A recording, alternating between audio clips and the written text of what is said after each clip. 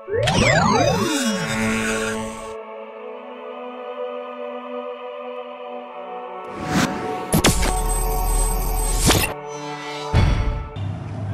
bande ko balandi ya to sakolango na bi que bozali toujours rebelle ko landa biso na ngonga oyo awo esika to kundelela kana bino masolo ya imboka na ba politique bande ko na ngai lelo to ko yambela bino mwana mboka Elvis Bolungu azali bongo président de la Ligue de jeunes ya MPCR ya mwana mboka Jean-Claude Vwemba o azali pe secrétaire général adjoint na Mambi Matali jeunesse na kati ya ensemble pour le changement ya mwana mboka Moïse Katumbi. Donc après Jakinda la ezali naye to ko beta un peu to ko naye to ko luka pour no beta na masolo tali bongo parti pour nani plateforme la bongo abengi ensemble pour le changement to beta un peu masolo tali bongo mwana mboka Moïse Katumbi. Moïse Katumbi est-ce que alingi ko sala rébellion Moïse Katumbi bien que beta na opposition yango a commis ko kende na Rwanda pour ko kende ko coopérer ko sala rébellion to nini c'est un peu moi mituno to ko poser to beta na masolo na émission na biso lelo bote mwana mboka Elvis tout le monde a rassemblement, on a dit que vous allez vice-président et à jeunesse et rassemblement. Bon, il y a un rassemblement et c'est comme si il y a un rassemblement, mais Kolo, aux autres s'intéresser tout sur un rassemblement, tout comme il y a ensemble pour le changement, bien que continue un rassemblement, donc côté Moïse Tonio.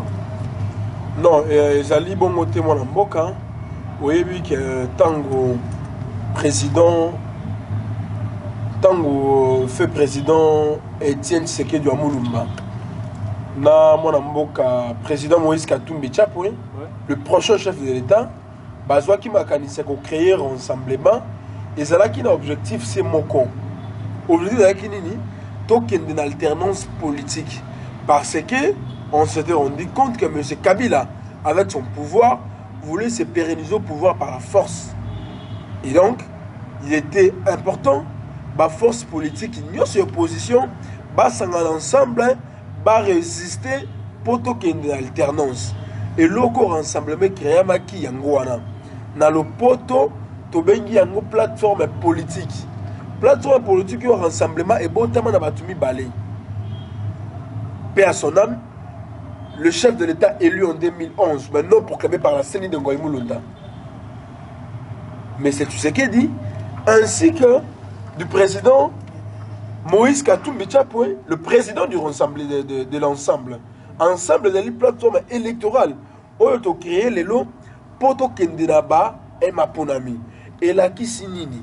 Et là, c'est que les lots, ceux qui Maponami, nous devons nous préparer pour voir qui sera candidat dans le niveau législatif, dans le niveau provincial et dans le présidentiel.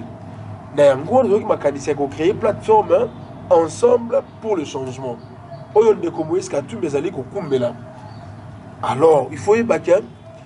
Ngayo Nazalia, président Vwemba, président Moïse Katumbi, c'est de lui c'est Sanga. Et j'en passe, Bangonio Sowana Bazali la 4e rassemblement. Tu as dit qu'on continue toujours, mais tu m'as la 4e rassemblement. Pour tes rassemblements, ils allaient plateforme politique. Mais tu m'as la bise la 4e rassemblement, ils allaient qu'on arrache alternance.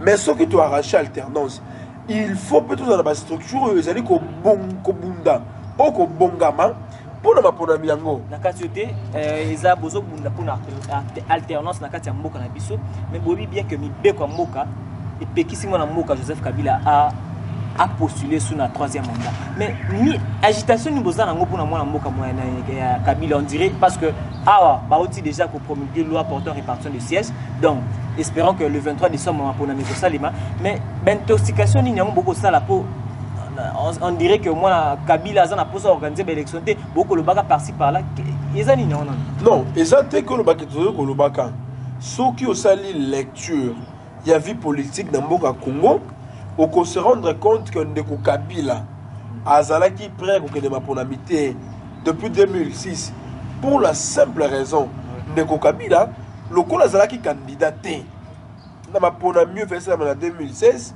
yango wana négligé yango vérité ezali ya lelo ezali ke Ndeko Kabila asana nous prêter ya kotika kibokonzi maintenant bakete ozala nani tant que vous allez kobunda pour l'état des droits il faut mutu nyonso se soumettre na mibeko ya mboka mibeko ya makasi mobeko likondi ezali constitution ezali likolo même ya président de la république Et ça dit qu'on dépend de ça, mais c'est Kabila, t'es d'accord ou pas. Il faut qu'il y ait une élection.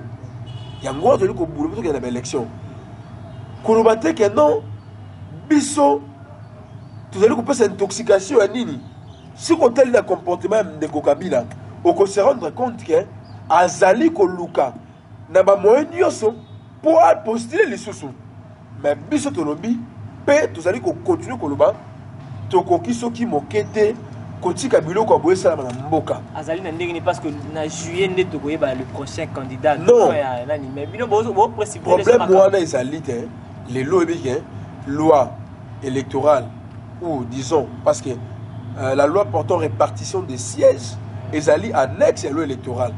Oyo ndeko Kabila oti ko publier les lois. Sauf que tout le but de la trop exigeante. Vous savez vous-même comment ce débat là a été orienté au niveau parlement. Cette loi-là a été votée d'une manière globale. Il n'y a pas eu de vrai débat républicain autour de cette loi-là. Mais là, on s'est dit, nous voulons aller aux élections. Mais au jour d'aujourd'hui, M. Kabila prend le plaisir de promulguer la loi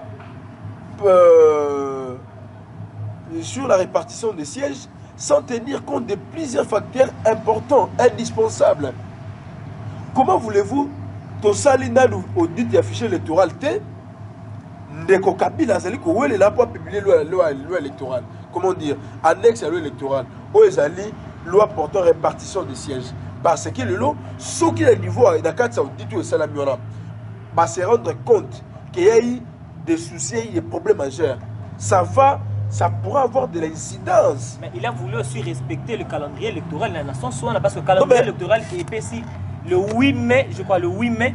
On va promulguer la loi au état de répartition de sièges. À Saleliango. Au Linaki, à Salango, après, à l'époque, on puisse pas violer. C'est pas ça le problème. C'est pas ça le problème. Il y a des questions fondamentales autour desquelles nous devons nous poser.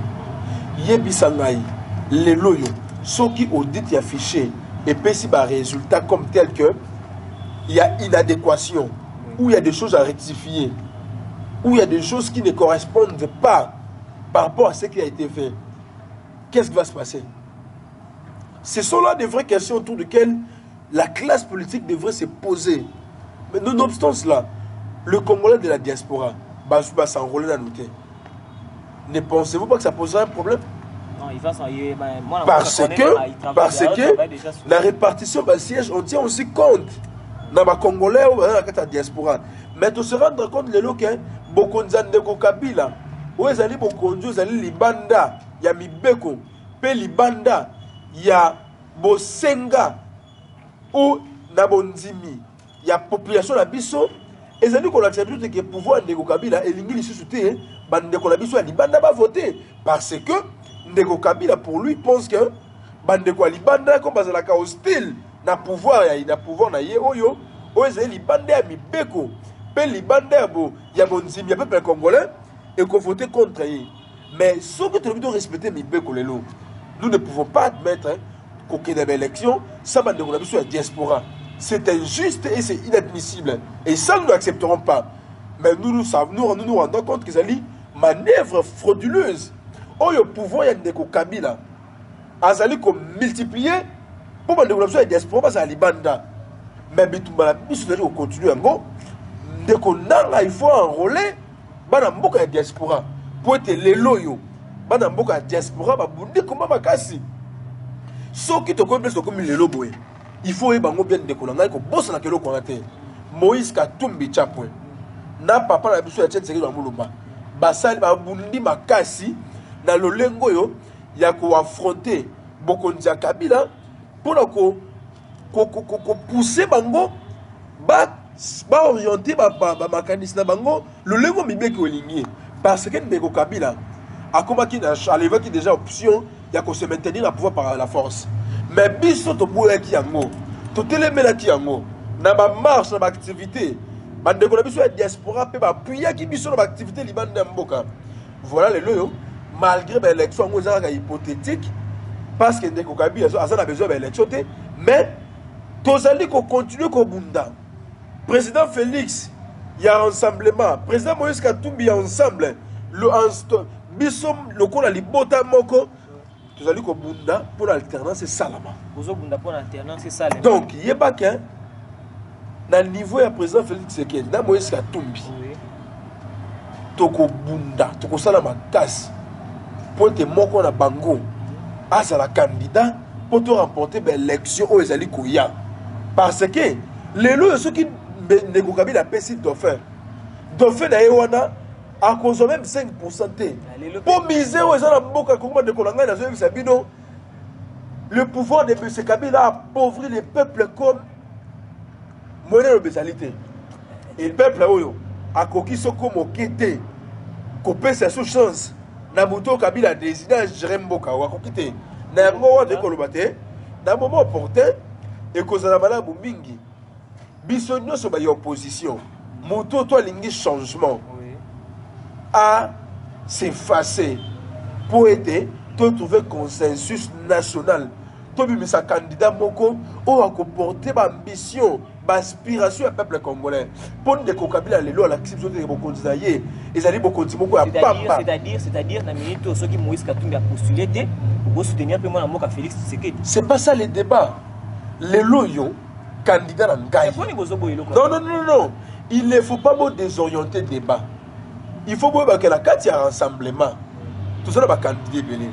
Tout ça Félix Tshisekedi. Vous pouvez soutenir mon président. Au cas où Moïse a zone na mboka. Qui l'empêche de rentrer dans ce pays? Ndeko, bitumbo de ko na mboko yo. Et là moko ndeko ko empêcher biso tika bitumbo ça liwa. En dehors de liwa, nous allons continuer ce combat. Et le Congo n'appartient pas à M. Kabila, il faut le savoir. Moïse est poursuivi, Aza poursuivi la justice. Il y a Ndeko Kabila. Abandonné pour poursuivre Gédéon Kyungu ou aux criminels de grand chemin abomi batebele bande ko na biso ba congolais ba Roger Lumbala ba so mindu ki ba ba congolais Lumba a circulé comme un homme libre ici. Moïse Katumbi n'a jamais pris des armes dans ce pays et Moïse Katumbi ne prendra jamais les armes parce que Moïse Katumbi c'est un pacifiste, c'est un homme pacifique. Moïse Katumbi a adhéré dans la vision. Il y a président Tshisekedi. C'est un homme pacifique. Non violent. C'est un homme pacifique. Combat non violent. Moïse Katumbi a Kosimbara Minduki. C'est là 6 pardon, là 6 ça. Là 6 ça c'est important. Moïse Katumbi a Kosimbara Minduki té. Parce que bande ko na biso ba ki na Kabila en 97. Voilà. Ba ki na Minduki. Les loyo, il y a plus de 10 millions de Congolais va kufa. Pour la bokonza Kabila Minduki. Moi mboka Moïse Katumbi. Biso to se rendre compte que les loyo Bokonza Minduki, ils allaient Bokonza. Là, si ça, pardon. Tu se rendre compte que les lois Bokonza Minduki, ils allaient Bokonza, ils allaient faibles. Et puis, si tu as résultat, AFDL qui peut libérer le peuple congolais. Où se trouve le peuple congolais aujourd'hui? Non, mais on va poser la question. À cause de Bokonzi pacifiquement. Donc, tu as donné l'information. Ah, moi, je chef à la police. Moïse a coopéré dans la rébellion à Arme. Posez une question à répondre. Posez une question à répondre. Et ces informations à la TV. La TV. Moïse Katumbi, Yoana Bakanga qui a coopéré pour la rébellion côté à l'Est à Mokanabiso pour Akuta. Mais Olanda qui peut au-delà un point de presse qui m'a dernièrement que ceux qui m'a posé un message à Mokanabiso merci. Na répondre d'ailleurs. Et là quoi mutu il faut bezalini. Na mboka oyo mibeko zali likolo ya batu nyonso. Babenga ka mboka oyo zali mboka état de droit. Mboka état de droit yakini. Ezali mboka oyo ezala la démocratie. Démocratie lobi nini? Démocratie lobi boyé ou l'avènement français. D'un état de droit. C'est ça la démocratie. La démocratie, c'est l'avènement d'un état de droit. Et l'état de droit, c'est un état dans lequel le texte qui régente le fonctionnement de l'État, la vie en société, sont respectés par tous. L'état de droit veut dire quoi? Nous sommes dans une société où ceux qui créent des lois et même se soumettent à ces lois-là. Dans Mboka état de droit, ils allaient Mboka Oyo, Soki Moutou à commettre infraction et que Bokangiye, Bolobi qui aime de commettre infraction, il faut qu'on me mette devant juge. Juge Assam Bissaye, juge Assa, le poto dire le droit.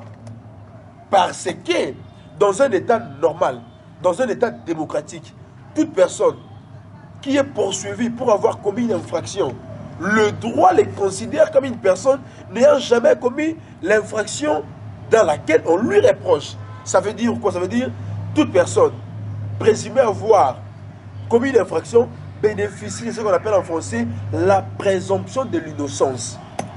Ezali pasi mingi na mboka lokola Congo yo mokambi la police aux yeux information sans vérifier aux yeux batou. Oyo bazali ko jouir la présomption d'innocence au tient bango na itandoi ko to bengi TV. Oyo ba ke ya commettre infraction. Musala ko ba ke oyo nda commettre infraction à la police. La police musala ezali ko sécuriser population na biloko na ye. Ko tia ordre public.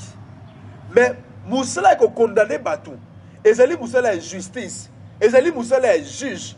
Et juge a ça musala wana na ko respecter mibeko. Pour la Colombe, c'est important. C'est important. Pour la Colombe, les alliés du Congo, les alliés Mboka Moko, c'est un État. Nous sommes dans une jungle. Nous sommes dans un État policier. Nous sommes dans un État monarchique. Nous sommes dans un État dictatorial. Oyo Moutou, même sans commettre infraction, vous l'avez la TV.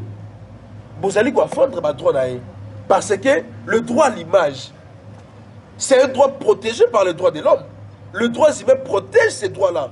Mais tant que vous déclaration, pour la cohésion, tant que le président Moïse Katumbi a lobby que nos qui le 23 décembre a recouru aux grands moyens. Mais c'est démocratique. Dans l'article 64. Mais oui. Mais au éviter que le loyo, ma grand moyen, mon béco li kondi à Mboka.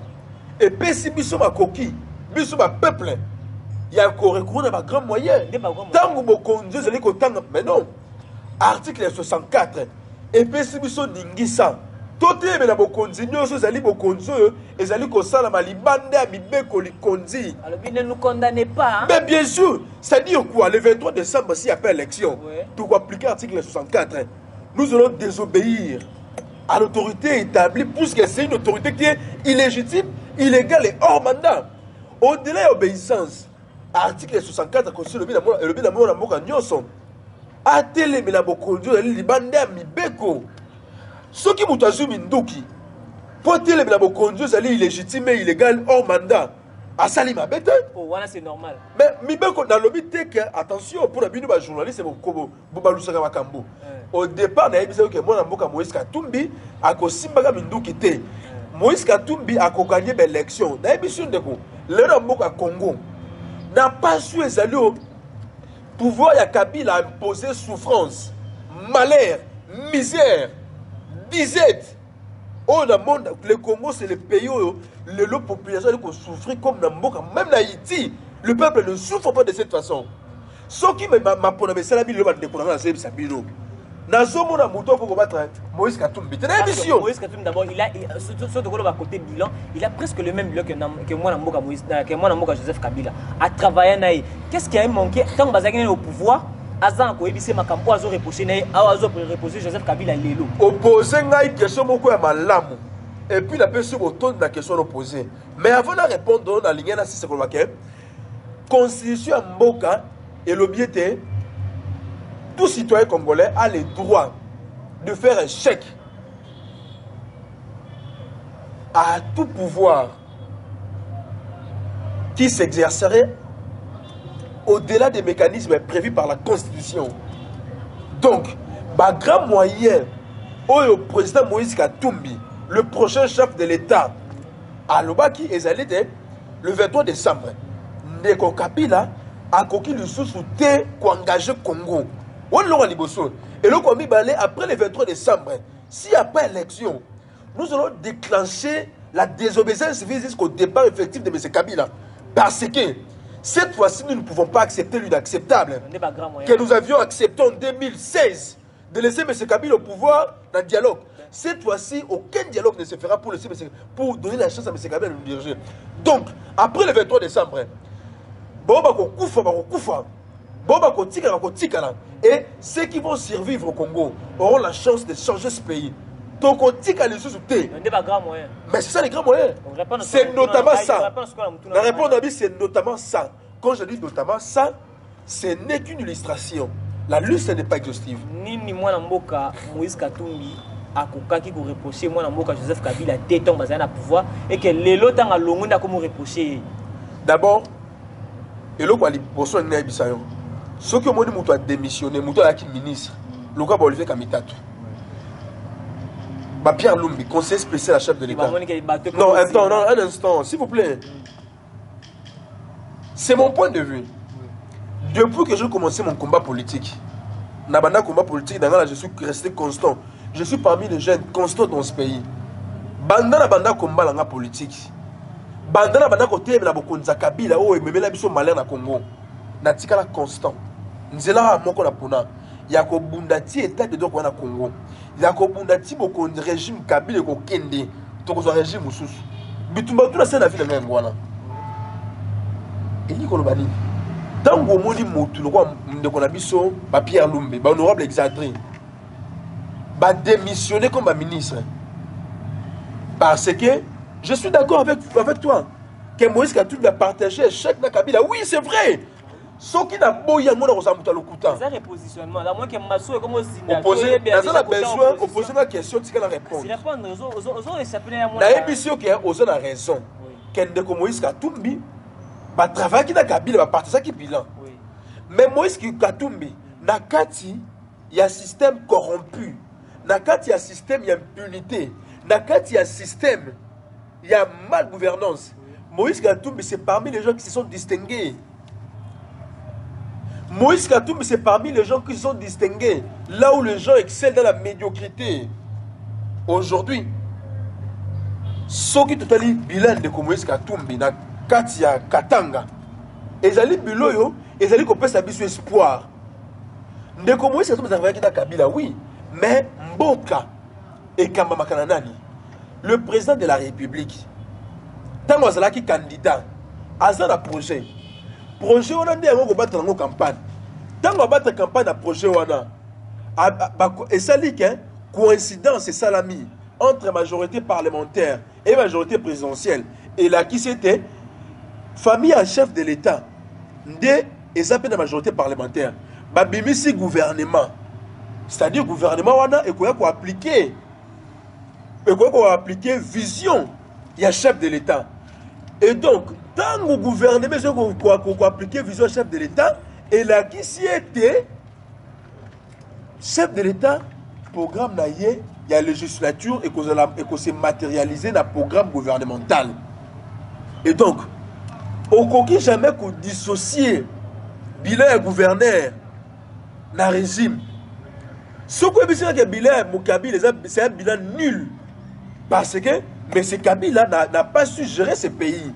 M. Kabila a très mal géré ce pays. Aujourd'hui, le pays n'est pas géré. L'économie Moïse Katumbi, là, à se rendre compte que le lengi au mboka, parce que Moïse Katumbi a bundi. Tant que vous avez un système, il y a Kabila. Aboundé quand même à ça la boulamu. Aboundé quand même à se distinguer. Na bateau basé dans un système corrompu. Le couteau a bêté. Même si tu as Moïse Katumbi, mais les loyaux. Tu vois, tu as Moïse Katumbi. Oh, il y a qui plébiscité par M. Kabila comme meilleur gouverneur. Donc, Moïse Katumbi a la volonté pour aider le peuple. Mais malheureusement, Azaki n'a qu'un système corrompu. Malgré bonne foi, mais tant que tu as commis, Pénépenama pour l'ami. Ndeko Moïse Katumbi a dit que M. Kabila a continué. Maligma s'est maintenu la force. Ndeko Moïse Katumbi a démissionné. À l'objet à Téléméli Bokonza Kabila parce qu'elle était et Simba na Bokasi. Tant que Ndeko Moïse Katumbi a longoué. Ezali et loko il faut te mettre dans ma boko parce que ceux qui m'ont longoué par Kabila yeboué. Aïe et puis quand il y a Moïse Katumbi dans la position et permettra biso tout que de moi liboso on a dit non pour moi biso tu as dit que bunda on a yo ba biso yo tu as dit que bunda pona état de droit quota Moïse Katumbi les jours il a cru au leadership du président élu en 2011 mais non proclamé Etienne Tshisekedi Mulumba. Pendant jour voilà, nana Moïse Katumbi to comme un kilomètre commun. Parce que de Moïse Katumbi que non, il faut alternance et salama. Bisopé ba ozo qui côté to comme ko to pour l'alternance. Dans le moment où on trouve le kilomètre commun. Ce que moi mutu démissionné comme ministre quand même. Attends ça mutu mabe quand même. Même et pas Yesu. Moyibu ayibaki. Non. Moyibu ayibaki. Azaki na quoi? Mais peut-être il avait cru dans mon Nzambe. Yesu sait que le loup n'a pas osé pas attendre. Là qui dit de comment est-ce que tout c'est une façon de se repositionner na bango bango que bateau comme zinda aller c'est une façon de se repositionner aller oya mimbala mo bango na opposition bo sokoli bango bango ba san le long de comment est-ce que Katumbi je te dis mon frère c'est mon point de vue ngai dans un terrain le loup est mon cher Moïse Katumbi soit comme chef de l'État pendant 5 ans a repé sa peuple congolais même soin de santé na kolia parce que celui qui est na Congo est musunga no besoin de l'île Kolia, et ça a besoin vitaux. Pas besoin vitaux Kolia. Dans ton moutfo, mais le petit déjeuner. Dans le midi, moutfo, il y a quelque chose. Dans le Mboka Congo, il y a plus de 400 000 enfants congolais qui meurent de la malnutrition au Kasaï. Moïse Katumbi a un Nzambete. Il n'est pas parfait. Il a des défauts, il a des imperfections. Mais malgré Bozali na ebongo aza la volonté à changer makambo. Et loko c'est moko na ko seli Moïse Katumbi. Po bokonza kabile sila kende. Bokonza Moïse Katumbi ya total lenge kani to ko changer mboka na biso. Po na ko komona mo inconcevable de ko ngai. Comment mutu azali nzamba keli eme na makila banda tongo ti poko ali loko te et puis akufi na nzala. Akufi po na nzala. Comment mutu nzamba keli abeli maadi qui se ite a kufi kena mama yembo de kolanga ibatu bako kufa po qui se ite et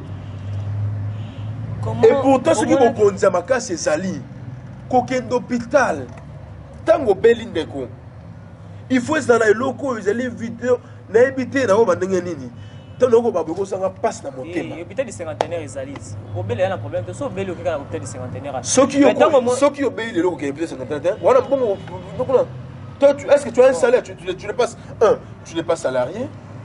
2, même si tu étais salarié, au moins un salaire né. Bon, il faut que tu aies 90 000 francs. 90 000 francs. Oh, le mec a 100 $. Avec l'instabilité du cadre macroéconomique de l'eau, et comme moins de 60 $. Bon, ça, c'est journaliste. Tant que vous bon, ça, c'est une investigation pour comprendre la réalité. Non, comme si. Au ça semblant il y a un problème au peuple dans le donc pour la Colombie au-delà au peuple au azali na ba konzo azali sérieux il faut protéger la population va bien aller protéger intégrité territoriale ezali biloko oyo bo konzo et koti ezali en français c'est la mission principale prioritaire d'un état sérieux. Mais dans le Congo, la milice, partout, l'insécurité. Depuis Kabila là, il y a l'insécurité totale. Plus rien ne va. Le pays est par terre. Tous les indicateurs économiques en rouge. Bokonza Kabila et Bokonza Pamba. Les alliés Bokonza sont impuissants. Les alliés Bokonza même les Congolais malheurs. N'angouana, il faut tout bunda. Si Bokonza Kabila est si là, parce que le peuple congolais vit dans la désolation quotidienne. Avant dernière question, je crois pour répondre un peu en bref. Tant que mon amour Moïse Katumbi na Rwanda, c'est là que l'on dégaine. Avant de présenter ma félicitation à Paul Kagame, auto bien na mboka na biso. Oyo ba Congolais chaque jour ba kokufaka na est, c'est grâce au Rwanda nous omonana. Mais quand le Moïse Katumbi azoki na Rwanda, kobandaka coopérer, ko féliciter mon mboka Kagame, qu'est-ce que tu t'es dit tant au mona qui un peu makamnyo swana? Il faut aimer l'eau comme mon cher. Oui. Les alliés, dans le cadre de la diplomatie, il y a certaines exigences, il y a des règles protocolaires, il y a des comportements à avoir. La diplomatie n'est pas quelque chose de la fourbe, non. Rwanda, le peuple rwandais baza ba ennemi ya peuple congolais te wana faut ebango soki le loyo certaines autorités rwandaises bazali ko nyokola mboka na biso parce que bokonza kabila bokonza moko ya pamba lelo ndeko na ngai Rwanda azali ko exploiter gaz na biso lelo Rwanda atongi industrie ya coltan pendant que Rwanda azalaka na coltan te azali ko boto na mboka na biso pour que bokonza kabila bokonza pamba ezali bokonzo yo ezali ko sécuriser peuple congolais te ezali bokonzo yo ezali ko sécuriser intégrité territoriale te mutu nyonso ko kota kota yibia bomia binya kei le loyo pour na to résoudre problème wana ezala ke loko ya NT ezala ke loko ya bitumba ya maloba te ezali pe loko faut réfléchir il faut ça la diplomatie parce que soki tozo leadership moko sérieux leadership moko responsable ko ya Moïse Katumbi na bandi mingi mingi un pays comme le Rwanda à cause de la partenaire et non oppresseur na biso. Si aujourd'hui le Rwanda a se transformé dans a commis opprimé peuple congolais parce que M. Kabila n'a beaucoup a échoué lamentablement.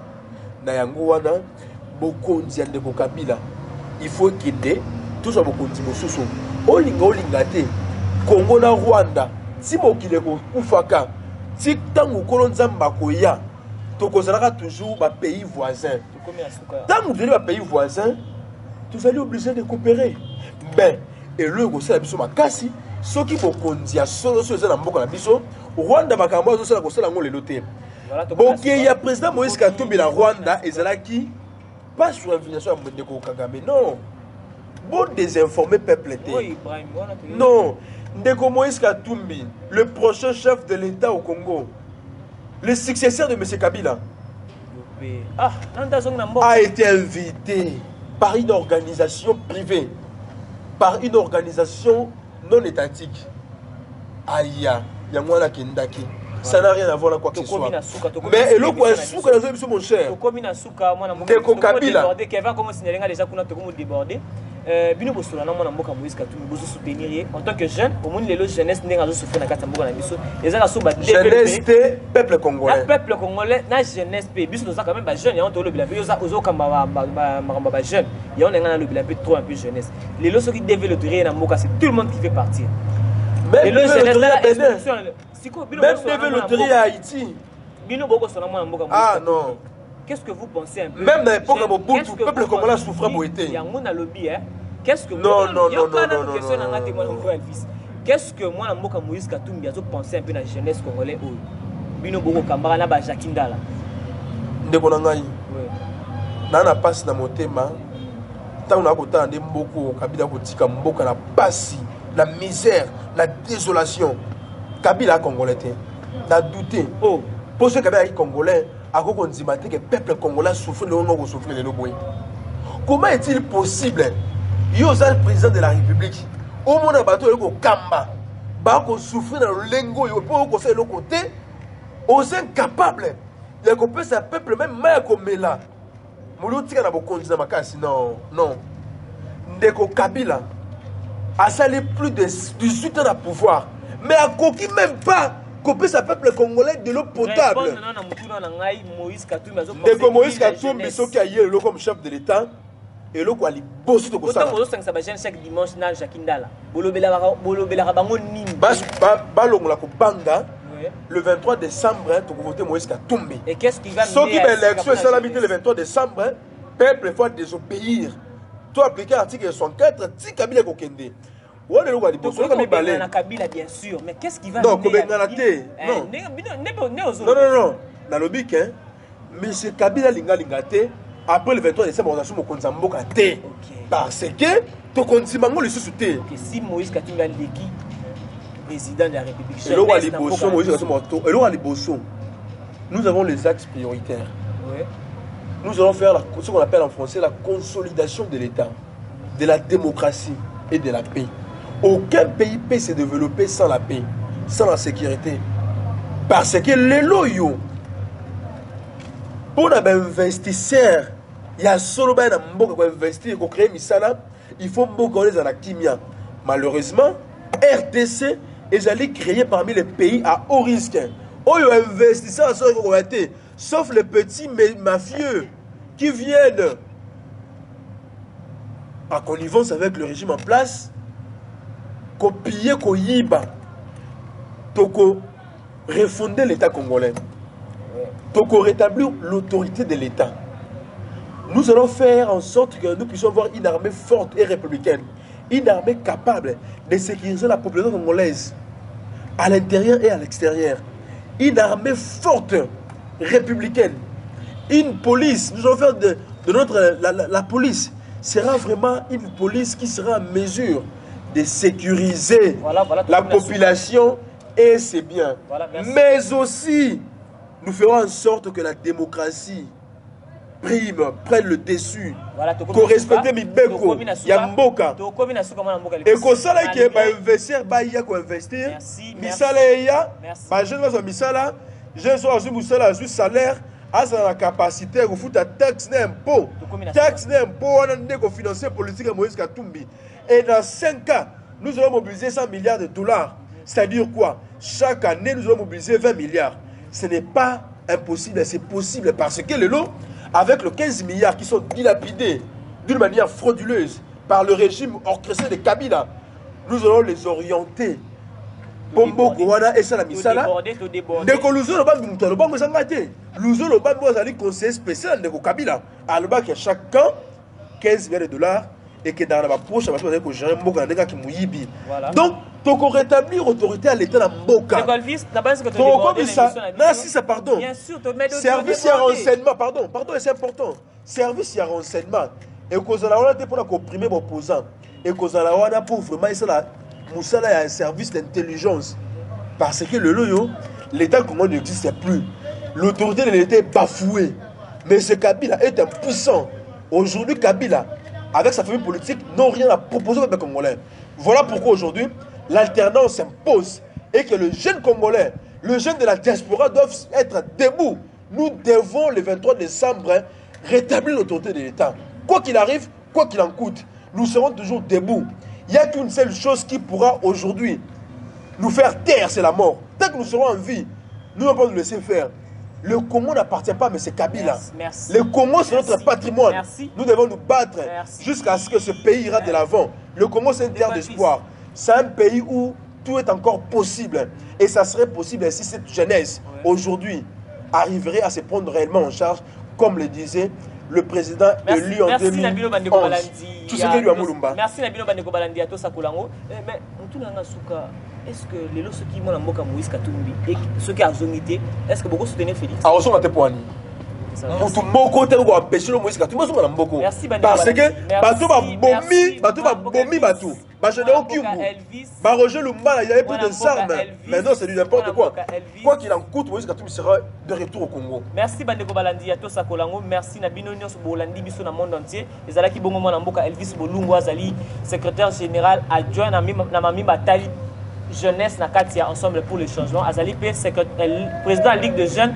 Il y a parti à moi Mboka Jean-Claude Vouemba na to betaki un peu masolo tali bongo vice-président jeunesse rassemblement vice-président pe ya jeunesse à rassemblement na to betaki un peu masolo tali bongo plateforme la bongo électorale ensemble pour le changement na makambo tali bongo moi Mboka Moïse Katumbi ceux qui azo créé ndenge ba tozaki ba information na télévision que moi Mboka Moïse Katumbi nga créé rébellion to betini un peu masolo wana boyoki mituna na biso boyoki pe ba réponse na petit.